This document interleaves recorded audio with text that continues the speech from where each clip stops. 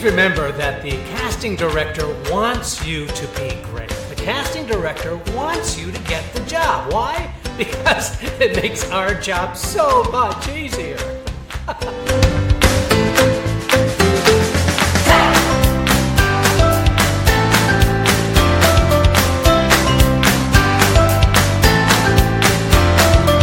Welcome to Casting Actors Cast, insights for actors on acting in the business of show. Casting director Jeffrey Dreisbach takes you behind the scenes and reveals secrets to a successful acting career. You can find out more on the web at castingactorscast.com. Please enjoy, like, and share Casting Actors Cast. Now, here's your host, Jeffrey Dreisbach. Well, hello and welcome to this episode of Casting Actors Cast. I'm Jeffrey Dreisbach, casting director of McCorkle Casting in New York City. How are you? Yes, you. I mean you. How are you? It's great to have you here. Thank you so much for joining us today on Casting Actors Cast. Hope you're having a really good day. I'm looking forward to today's podcast because we're going to be talking about audition disasters. Yeah, things that can go wrong, things that have gone wrong, things that I've seen firsthand go wrong in an audition. So stay tuned for that. This is that moment in the podcast where I want to thank you so very much for tuning in. I just want to take a quick shout out mention for a young actor who wrote me, and he wrote me by going to castingactorscast, all one word.com, and mentioned that he commutes from, Orange, California, or South Orange, California to Los Angeles to go to an acting class, and it's a 2-hour commute. Can you imagine 2 hours in traffic? And he said his day is made better by listening to Casting Actors Cast, and that was really a very kind and appreciative. I love hearing back from people. This podcast has been taking off. It's almost, we're almost up to a year of doing these podcasts. And to those of you who are tuning in on a regular basis, I can't thank you enough. But do yourself a favor. Go to castingactorscast.com, all one word, Casting Actors Cast, and click on the little icon that says jump into the talent pool. That's my attempt at humor, at least. Anyway, and I want you to go ahead and fill out that little form just so that I know you're a listener to Casting Actors Cast. I don't do anything with that information other than hang on to it, I promise you. But then, if you do that, you're going to get a downloadable link to a PDF of a book called Conversation Pieces Out of the Studio, the voiceover workshop for professional actors. And this is a 100-page book that I wrote a few years back, not too long ago, so it still is relevant, I can promise you. And it's all about what to do to get into the voiceover world, get into the voiceover business, everything from training tips and suggestions and workshop ideas to putting together a demo tape. I think it's a really valuable thing to have. Plus, there's just a lot of performance skill things that I believe that if you have an interest in doing this, you're going to find really valuable. Absolutely 100% free of charge, just as a thank you for letting me know that you're out there. As you know, this podcast is free of charge. We have no advertisements. We have no sponsors.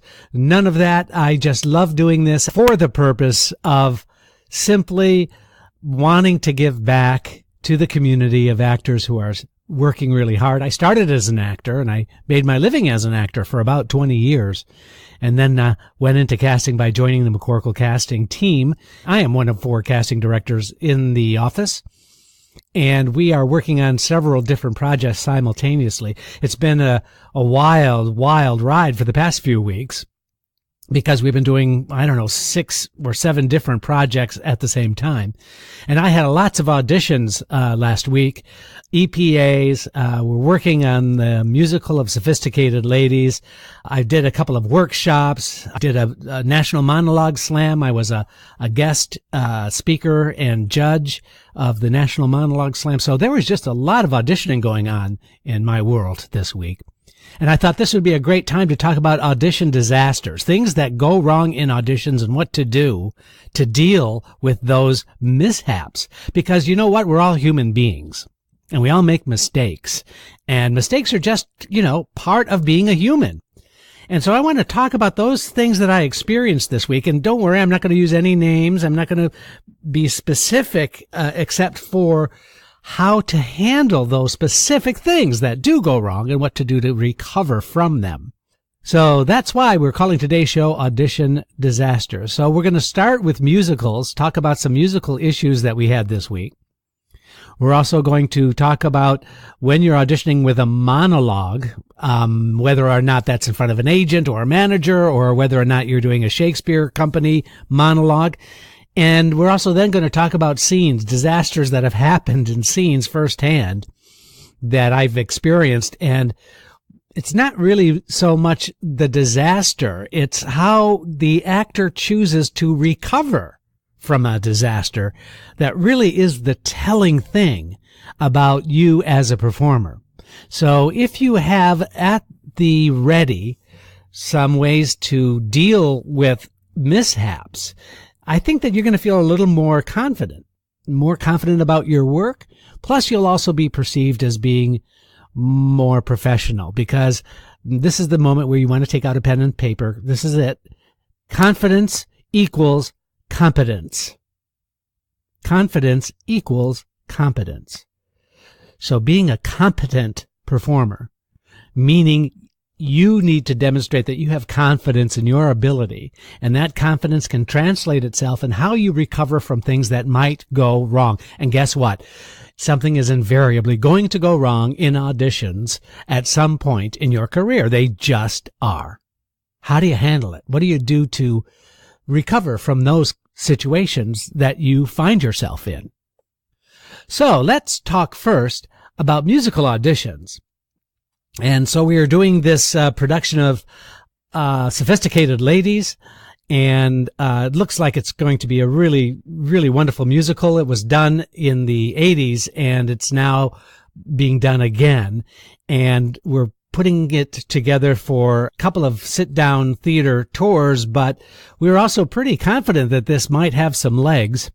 And if you don't know what that means, that is, there's going to be a lot of attention for this to be thought of as a move to Broadway. Andre DeShields is directing, and with his name and his background, if you don't know who he is, I suggest really you should just check him out.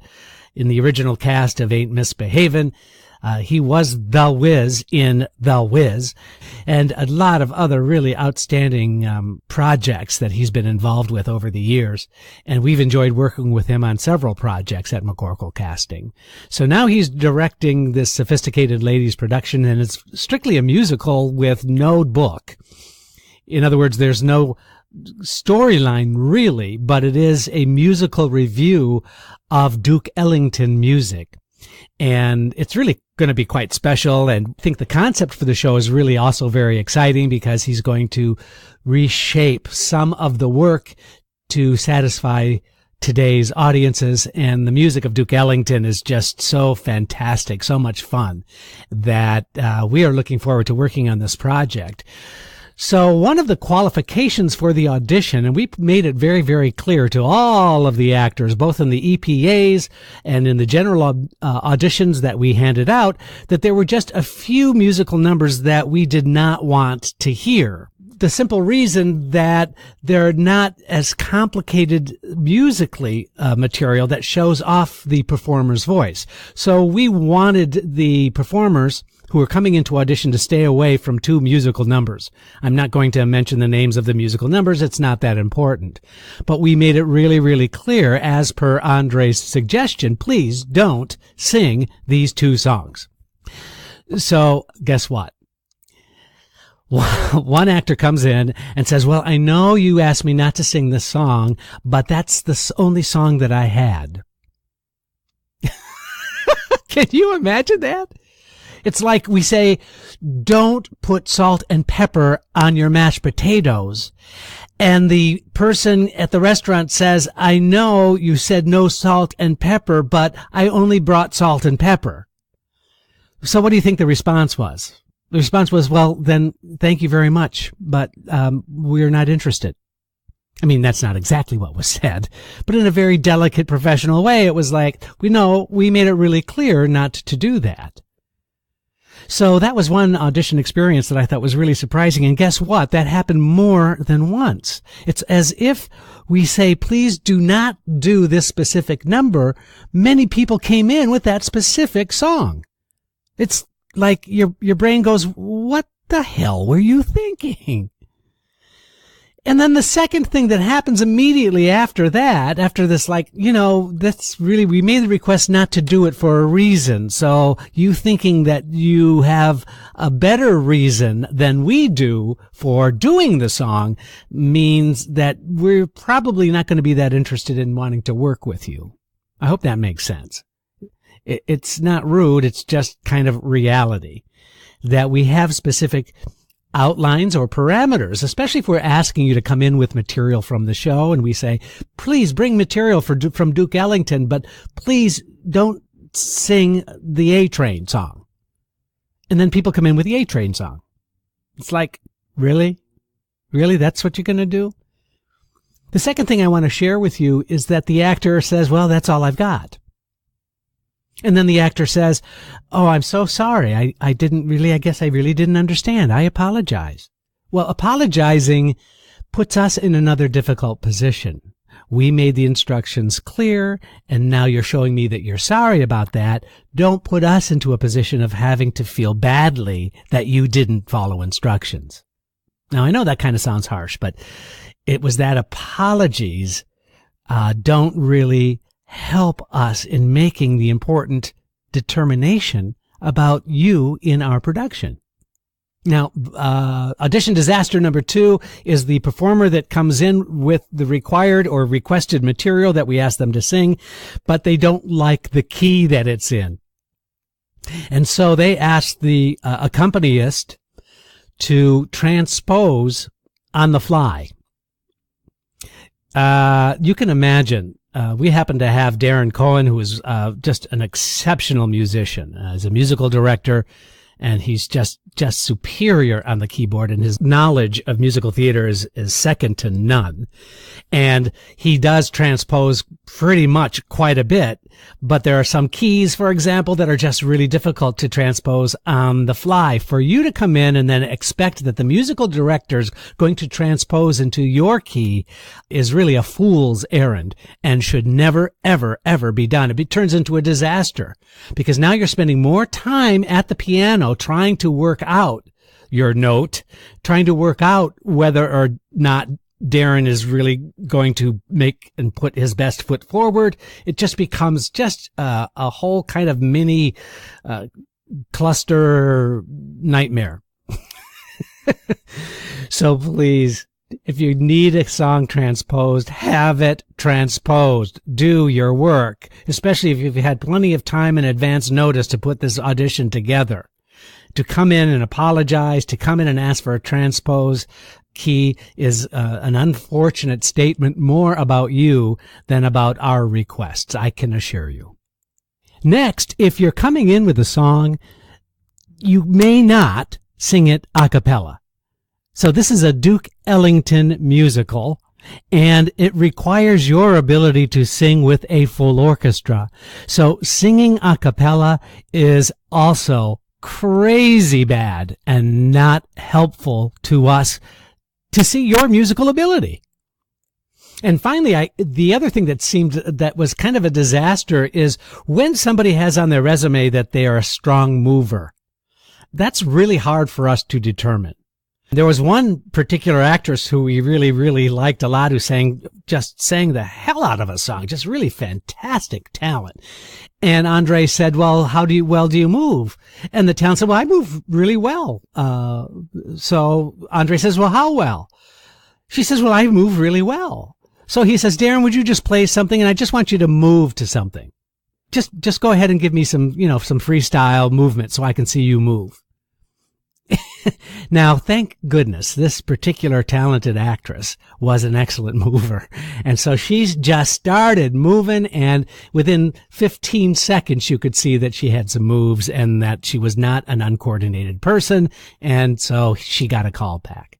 But what a dangerous kind of territory to find yourself in. So putting strong mover on your resume doesn't help us at all. When I was a guest judge at the National Monologue Slam, I got a really great tip for the question that we ask many performers in musical auditions. And here's a great response. This came from Danny Prather from Hudson Talent in New York. And Danny's a really great guy and has a really wonderful boutique talent agency in New York. And he tells his clients the following, that when we, casting and or director, asks the talent, so tell me, how is your dance? Are you a strong mover? The response really should be from the performer, I would love to be able to show you how good I am at callbacks. Now, you think that may be a little bit, weird, but I thought it was such a great answer. So when we ask on a scale of 1 to 10, how well do you dance? You can say, I am so excited that I could show you at the callback.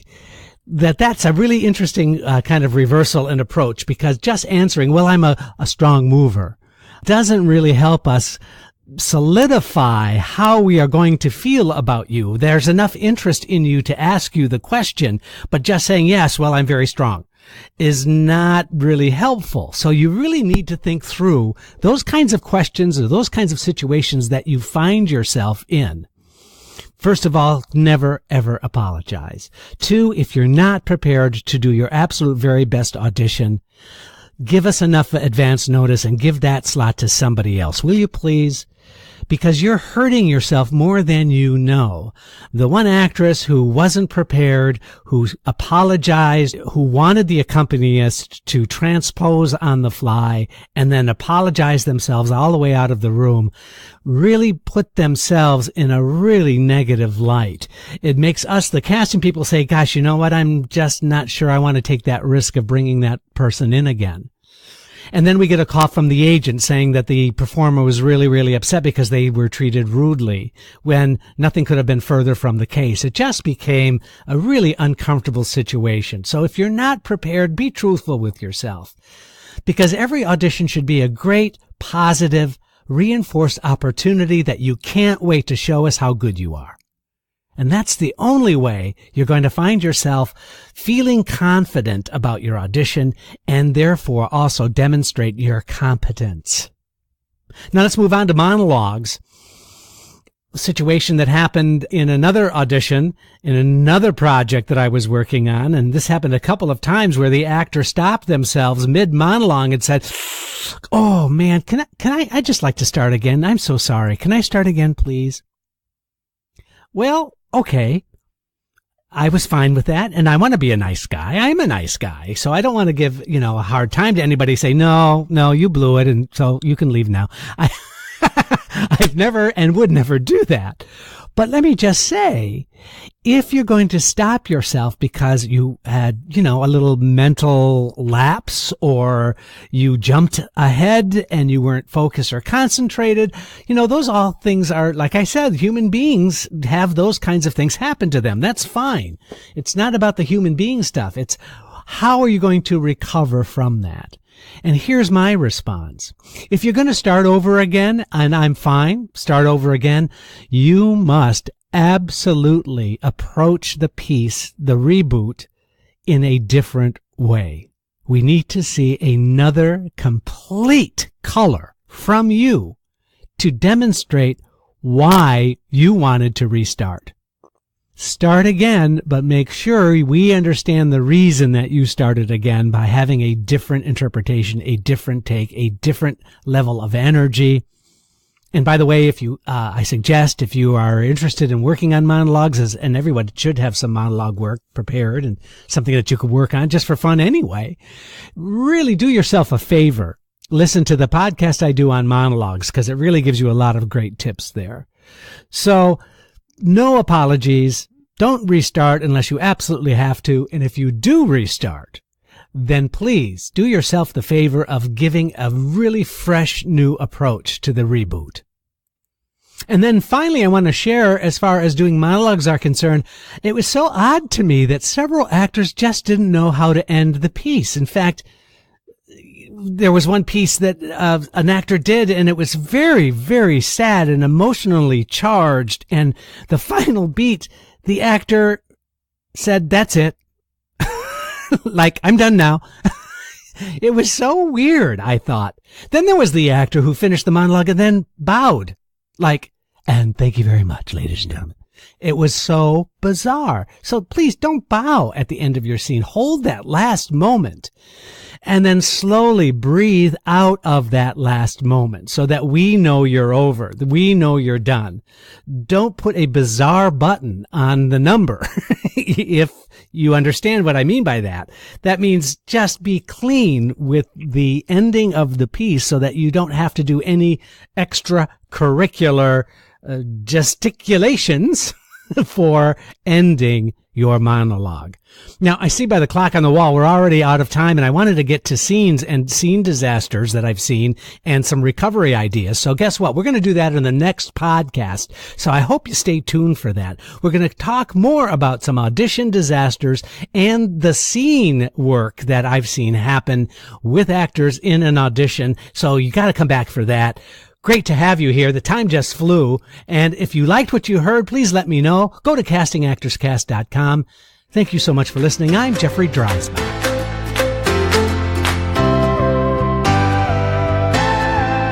You've been listening to Casting Actors Cast with host Jeffrey Dreisbach. Find out more at castingactorscast.com and let us know if you would like us to cover topics you're interested in. Thanks for listening. I'm Matthew DeSarno.